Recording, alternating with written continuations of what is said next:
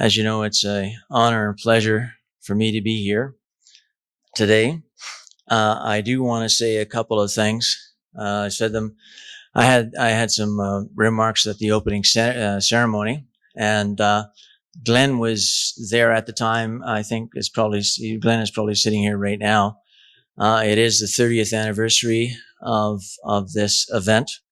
And it wouldn't happen without Glenn Dreadhart. Glenn was in the back. I don't know if he is there right now, but we can't say thanks enough to him. And his family and the guys that I think he's going to staff about 8 people that are working on this. It's a phenomenal achievement for a very lean staff. I said to Glenn, oh, there, I see him right there. Okay. And Glenn has heard me say this a couple times before I start my presentation.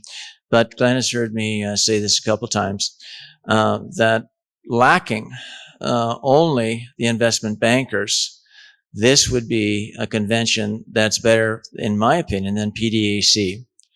If this was an objective I had prior to becoming the mayor, was to attract the investment bankers into this event, and I'll tell you why. When I was running some major corporations, we would bring the investment bankers in. We'd probably have to charter them in, whether it be Timmins, whether it be Red Lake, Thunder Bay, and to Musselwhite.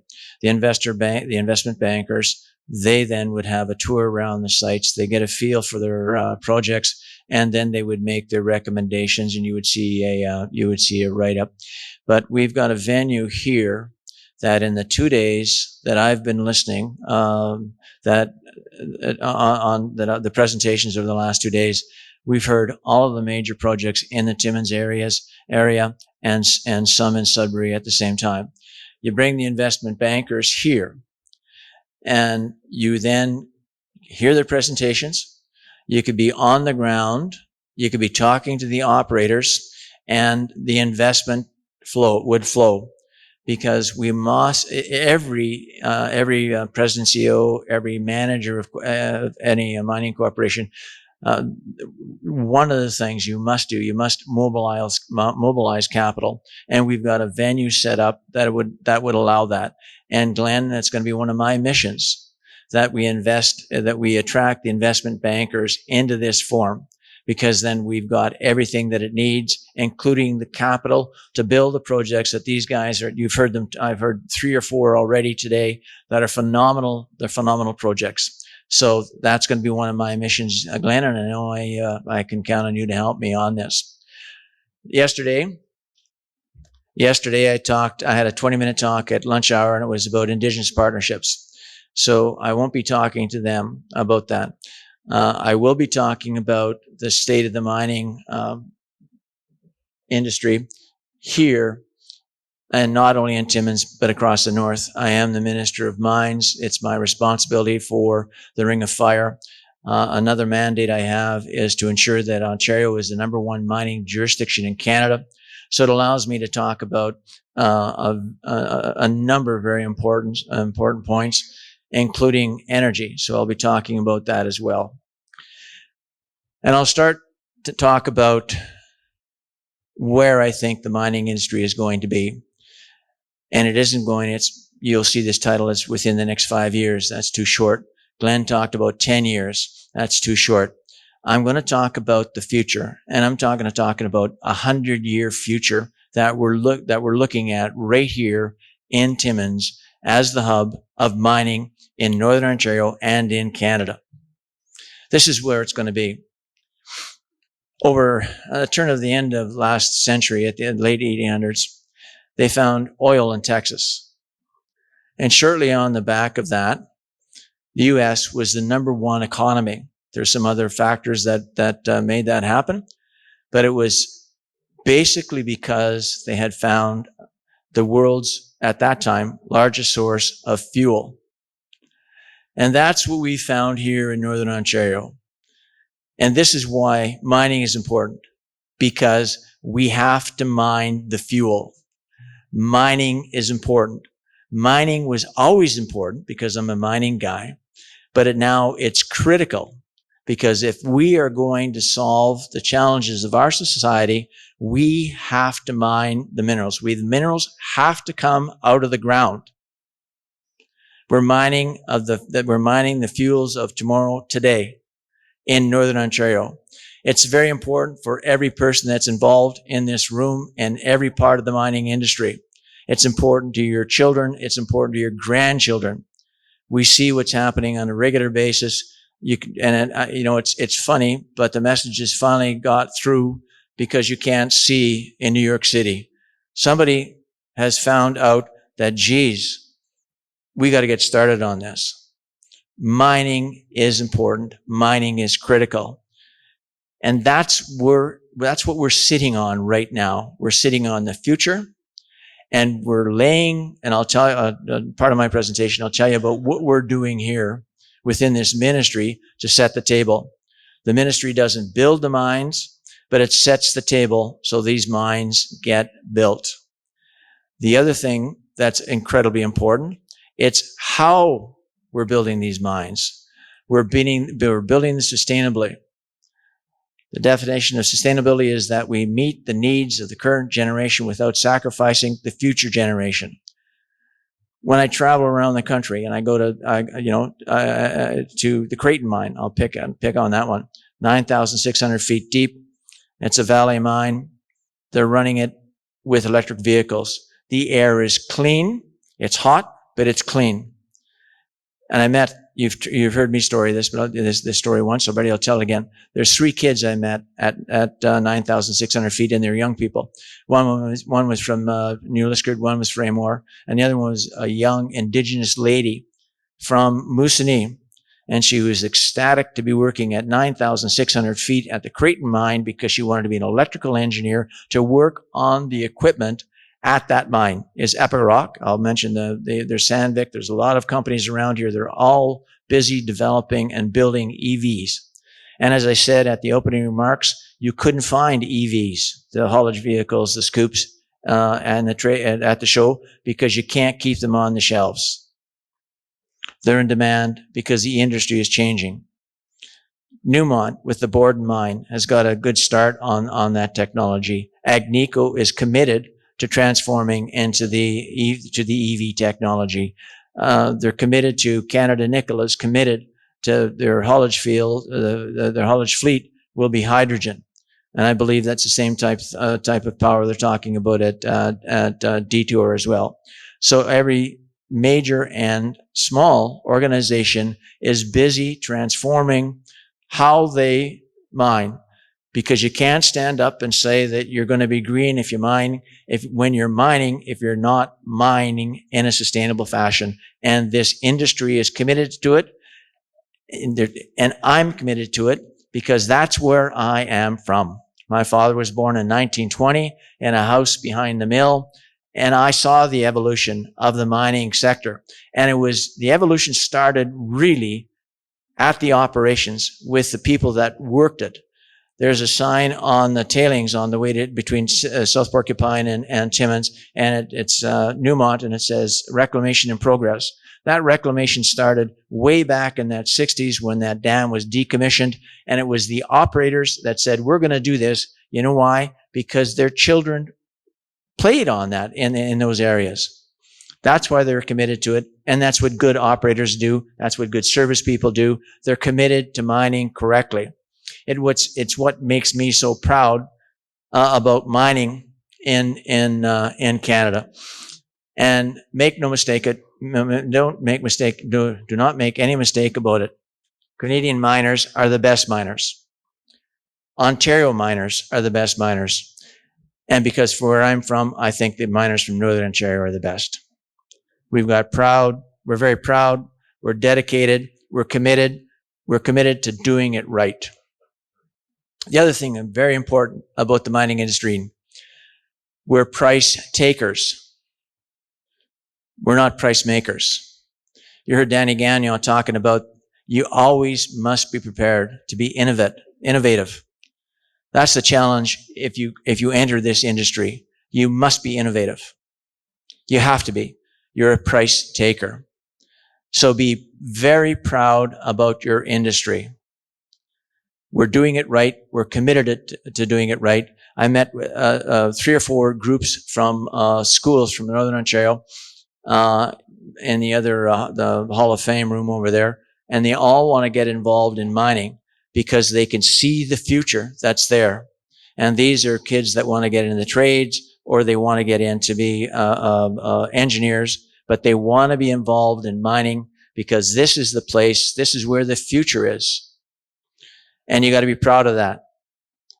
These kids know that they're standing there and they're going to be responsible for changing the economy, not only in Ontario, Northern Ontario, but globally as we get off fossil fuels. The kids in that room will be leading the charge. And they, as soon as you say that, they stand up and say, boy, we are important. We're doing the right things. We're changing the economy. We're changing the society. And we're changing it as miners. Never forget that. Talking about critical minerals allows me to talk with passion about how good the mining community is. It was always essential, and now it's critical. The gold guys, the silver guys, all of the base metal guys, they're phenomenal. And it allows me to talk to them with impunity, with great pride about the quality of work they do and the quality of people that they are.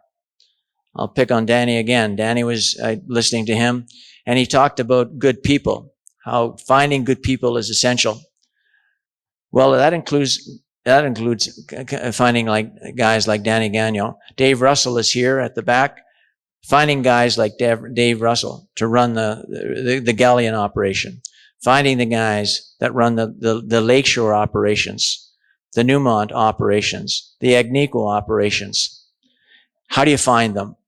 Yes, they're homegrown, but we've got phenomenal educational facilities as well, both Northern College, Cambrian College, College Boreal, Laurentian, Lakehead, all across the north. We are generating quality people from our educational institutions. Don't forget about that. Support them. Talk about them. Very important. We've got rare earths in Northern Ontario, about 20 miles just west of Otter Rapids. Phenomenal deposits in the Kapuskasing structure. Very poorly understood. That's, and Borden Mine is just on the edge of the Kapuskasing structure. We've got a potash mine just in the Hearst area that's just being developed by Fox Resources. That structure is phenomenal, and it's got an incredible potential because it's underexplored and it's underestimated. Our regional geologist here in Porcupine is focusing on rare earths. But we've got another source of rare earths. We're probably going to be producing rare earths out of the Sudbury area with Morocco in combination with Vale and Glencore, reprocessing the mining tailings and the heap dumps, and the same tailings that are included in Kid Creek's operation. There's 150 million tons of polymetallic material that's there. And how are they going to be doing that? They're going to be using bio-leach technology. It's the same technology, not the same technology, but bio-leach technology that's going to be used with EV metals. That they have got the nickel deposits. I don't know if they're here, I don't see them in the room, but they've got the nickel deposits just south of Timmins. But I want to tell you how important it is that we get those rare earths. If China embargoed those rare earths right now, we would not be able to build any electric motors, because rare earths are required to build the magnets that are required to build the electric motors that build the electric vehicles. And if we don't have the rare earths, you're not building those motors, and you've just ended the EV revolution. So the rare earths are critical that we get them to secure the supply chain. And as you know, the geopolitical situation is not lessening. The fact that the Russians just destroyed that dam is a phenomenal. Everybody here's got to be stunned at that, but there's a lesson there. These geopolitical tensions are not lessening. Everybody's got to be aware of the fact that we have to secure this supply chain. The critical minerals industry strategy is all associated about securing that supply chain. That's about securing the metals that come from Northern Ontario and marrying them with the manufacturing might in Southern Ontario. It's absolutely essential we secure this supply chain. That leads to the urgency with Bill 71. Cody Lake was the example that I used because it took 15 or 17 years to permit that mine. That's unacceptable. Bill 71 makes this ministry, my ministry, more efficient and more effective. There's two very important points in that bill. Number one, every word in the old bill and the new bill is unchanged in two respects: the duty to consult and protecting and maintaining Ontario's environmental regulations. We've got the world's best.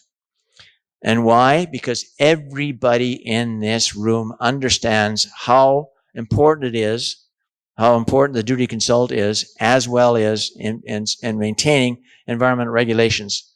As Cody Lake knows, they don't even discharge water. $2 billion project, 1,600 people employed. They don't even discharge water.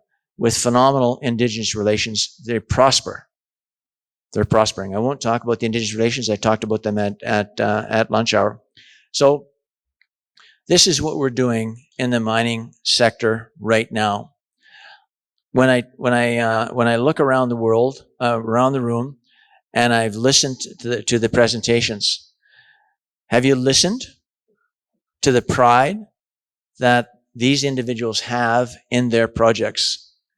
Have you listened to the innovation? I listened to Canada Nickel last week or yesterday, and how proud they are that they'll capture the CO2. It'll be a green mine because the ore is serpentine. A rock hosts, that serpentine is the rock that hosts the ore bodies in Canada Nickel.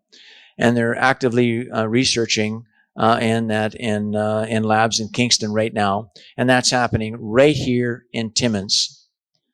You can't do mining without energy.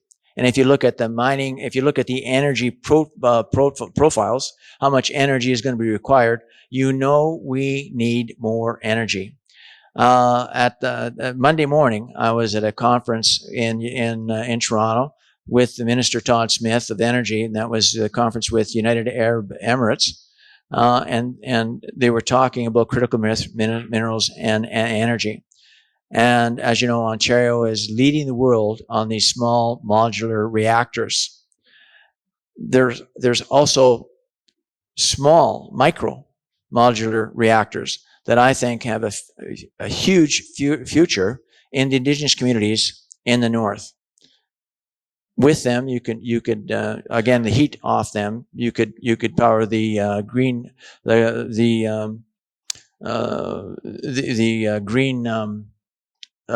greenhouses. Sorry about that. So that you've secured food security for those communities. There's another source of energy that's untapped in the north. Hudson's Bay and James Bay has the best wind profile in North America. It's untapped at all right now.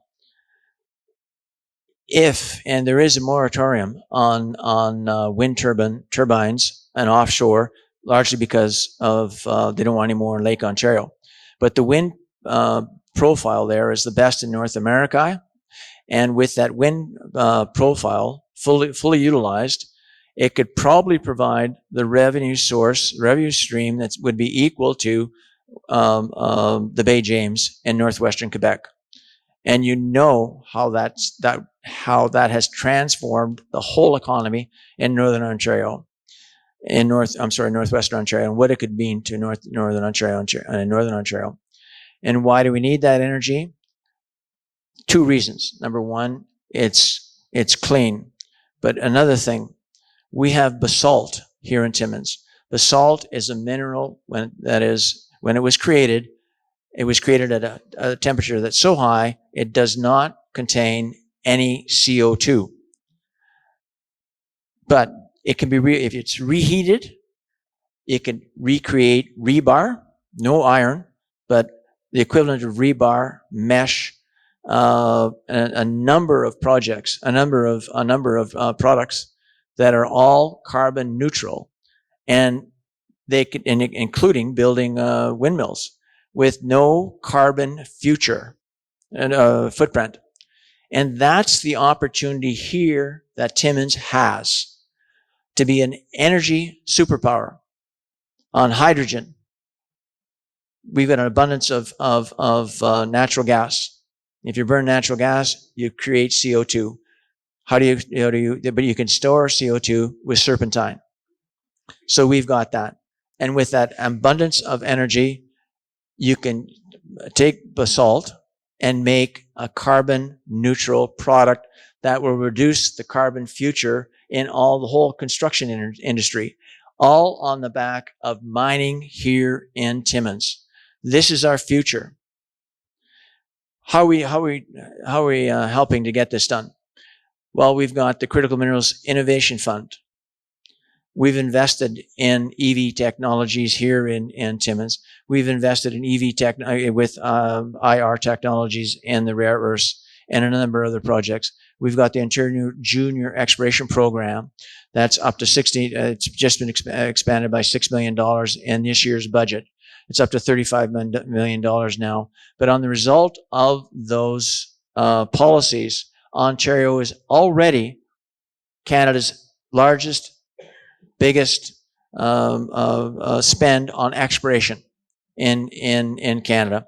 So we're already the number one jurisdiction for exploration on these policies. So we're setting the table for the development with our critical mineral strategy, with our Bill 71 that will and that also the red tape bill that allows us to do our business at the pace of business. We've got more work to do on the exploration fund. We're as I said when we developed this bill, we had round tables, and we had all the leading industry and Indigenous people that we got their input from, and we're doing the same thing on the exploration side of the fence. So what do we want to do? We want to be Canada's number one jurisdiction for mining, and I think we're on our way on that. There's always more work to do. We've got the policies in place, like the critical mineral strategy, and we're also I'm responsible as the minister to ensure that the Ring of Fire gets developed. And Ring of Fire is a generational opportunity.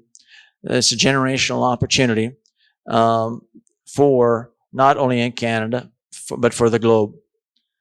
There's two main players right now that are involved, and it's the Ring of Fire Metals. They are the one known resource that's on the ground right now with a very rich nickel deposit. The other company is Juno, and they're a private company. Rob Cutney is the principal with that. Terry McGibbon, and everybody in Sudbury and Timmins knows Terry very, very well. And when you listen to their presentation, it's a host of rare earths and base metals and precious metals in that same region. And again, I talked about the Indigenous people already, but you know the EA process is being led by the chiefs, by the communities of Webequie and Marten Falls, and they're running the duty consult for all the communities, and that's the way it should be. Again, I talked about this yesterday. So we have a generational opportunity. It also hosts chromite. And we used to talk about chromite quite a bit. And I'm here to remind you, don't forget about chromite. The number one jurisdiction right now for chromite is South Africa. South Africa has an alliance, loose alliance with Russia and China. Any type of that alliance is very fragile from a Western perspective. And who's got the world's largest undeveloped chromite deposits? It's the chromite deposits in the Ring of Fire.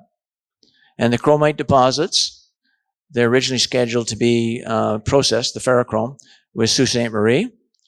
I think that Timmins has a strong possibility to secure the smelting capacity here in Timmins.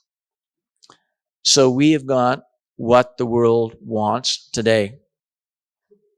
From a critical minerals point of view, we know how to mine correctly in a sustainable fashion, and we do it, and we're committed to it.